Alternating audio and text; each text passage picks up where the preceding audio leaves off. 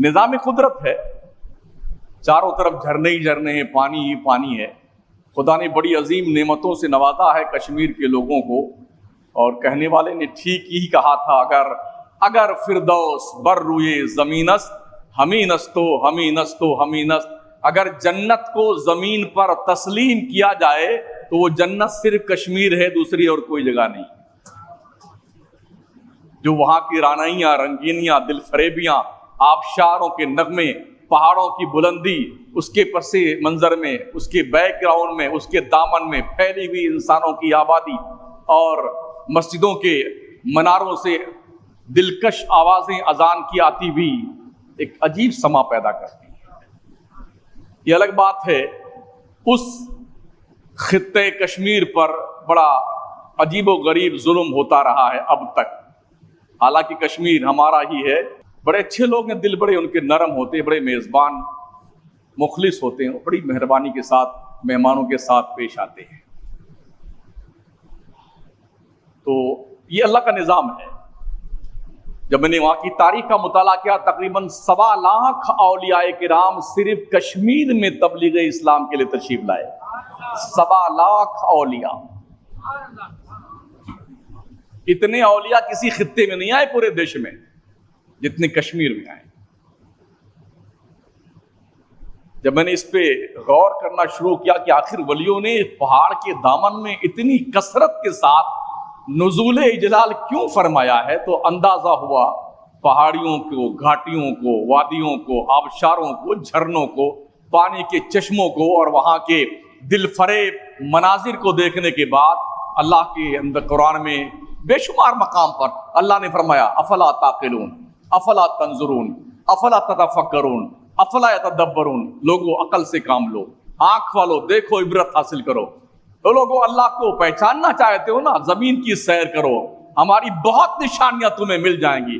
جب پہاڑوں کی بلند چوٹی دیکھنے کے بعد دل احساس کرتا ہے کہ اس کو بلندی دینے والے رب نے کتنی حسین بلندی عطا فرمائی ہے۔ آبشاروں کو نغمہ دینے والے رب کی جب آبشاروں کے نغمے کانوں میں رس گھول رہے ہوتے ہیں، ایسا لگتا ہے کہ اتنی خوبصورت لہجے کی جو آواز ہے یہ رب کے سوا کسی اور کو کوئی نہیں دے سکتا ہے۔ پانی کے چشمے دیکھنے کے بعد احساس ہوتا ہے جھرنوں کا یہ پانی اتنا صاف و شفاف ہے، ایسا منرل واٹر ہے کہ بادشاہان وقت نے زندگی بھر چشمے حیات سے ہی پانی پیا تھا۔ دلی میں بادشاہ مغلیہ سلطنت کے رہتے تھے اور پانی کشمیر کی سرزمین سے ان کے پینے کے لیے جاتا تھا۔ وہاں کا آدمی جب کھانا کھا لیتا ہے نا، ایک بار پانی پی لے تو ہاضمہ اس کا اتنا درست ہو جاتا ہے کسی ٹیبلٹ کی ضرورت نہیں پڑتی ہے۔ اتنا بہترین پانی قدرت نے عطا فرمایا، منرل واٹر، ٹھنڈا پانی، فریج میں رکھنے کی ضرورت نہیں ہے۔ اور جتنی بھی انسانی صحت کے لیے مغزیات کی ضرورت ہے، قدرت نے وہ انمول تحفہ کشمیر کی پانی میں رکھا ہے۔ پھل فروٹ کی تو کہنی کیا کیا کیا اللہ نے پودے پیدا فرمائے ہیں، کیسے کیسے پھول پیدا کیے ہیں، کس طرح سے پودوں کو برف ڈھانک لیتی ہے اور اس کے بعد پھر برف کے جھنڈ سے پھر پیڑ نکل آتے ہیں۔ یہ مناظر دراصل دیکھ کر کے اللہ کی قدرت کا اندازہ ہوتا ہے۔ اولیاء نے اسی لیے پہاڑوں، دریاؤں، آبشاروں اور جنگلوں کا زیادہ سفر کیا ہے تاکہ خدا کی قدرت کا اندازہ لگایا جائے۔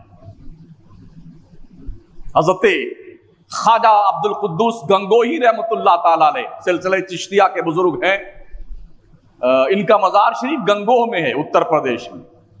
ان سے کسی نے پوچھا حضور شریعت کسے کہتے ہیں؟ فرماتے ہیں لا معبود الا اللہ، شریعت یہ ہے کہ اللہ کے سوا کسی کی عبادت نہ کی جائے۔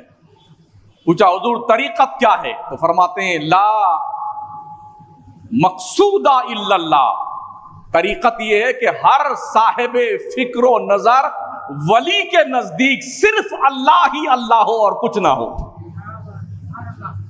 لوگوں نے پوچھا حقیقت کسے کہتے ہیں؟ تو فرماتے ہیں لا موجود الا اللہ، ایک صاحب سلسلہ بزرگ ولی کامل جب اس منزل پہ پہنچتا ہے کہ اللہ کے سوا کچھ دکھتا ہی نہیں ہے اور اس کی سانسیں بولتی ہیں لا موجود الا، میں بھی موجود نہیں ہوں، موجود کوئی ذات ہے تو وہ رب کی ذات ہے۔ یہ شریعت، طریقت اور حقیقت کا باضابطہ طور پر حضرت عبد القدوس گنگوئی رحمۃ اللہ تعالی علیہ نے یہ جواب عطا فرمایا تھا۔ تو اولیاء نے اسی لیے پہاڑوں میں زیادہ سفر کیا ہے، دریاؤں کے کنارے سفر کیا ہے۔ حضرت موسیٰ اور حضرت خضر کی ملاقات دریا کنارے ہی ہوئی تھی، قرآن پاک میں اس کا تذکرہ ہے۔ یوشع بن نون علیہ السلام جن کا مزار بغداد معلیٰ میں ہے، اور حضرت موسیٰ دونوں ساتھ چلے تھے، اور حضرت خضر نے دریا کے کنارے ملاقات کری تھی۔ جب ان کی مچھلی جو تلی بھنی ہوئی تیار ٹفن میں موجود تھی، ان کے ٹفن کے اندر سے نکل کر کے زندہ ہو کے کود کے دریا میں بھاگ گئی تھی، وہی ملاقات ان کی تھی۔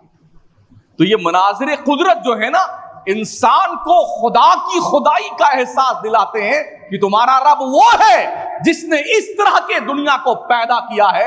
ویسے بھی رب نے فرمایا وَفِي أَنفُسِكُمْ أَفَلَا تُبْصِرُونَ، بندے میری ذات کی نشانیاں تیرے اندر خود ہی موجود ہے، تجھے دکھتا نہیں ہے کہ تجھ کو اتنا خوبصورت روپ دینے والا کوئی رب ہے کہ نہیں ہے؟ ہمیں احساس نہیں۔